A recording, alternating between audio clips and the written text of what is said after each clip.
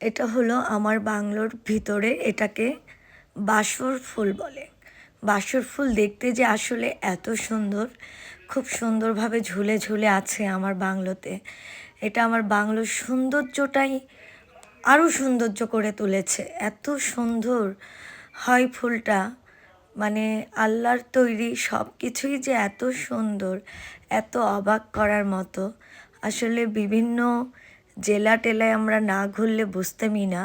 আর এটা ওই যে আমার বাংলোর একদম ভিতরে, যেখানে মালটার বাগান আছে, ঠিক সেটার সাথেই এই বাসর ফুল। আমি এটার নাম জানতাম না, একটা ভিডিওতে আমি বাসফুল বলেছি, তো সরি, এটা রং কথা ছিল, এটা বাসর ফুল বলে।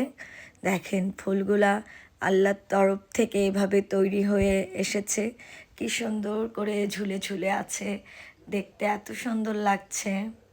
তো এটা নিচে আমি দাঁড়িয়ে দাঁড়িয়ে নিজেকে ভিডিও করে নিচ্ছিলাম, আমার ভালোই লাগছিল। এরপরে আরও সুন্দর ভিডিও করব এই বাসর ফুলের সাথে। মানে আমি নিজেই অবাক যে আল্লাহর তৈরি আসলে এত সুন্দর জিনিস পৃথিবীতে হতে পারে। না দেখলে অনেক কিছুই আমরা বিশ্বাস করি না, এই আর কি।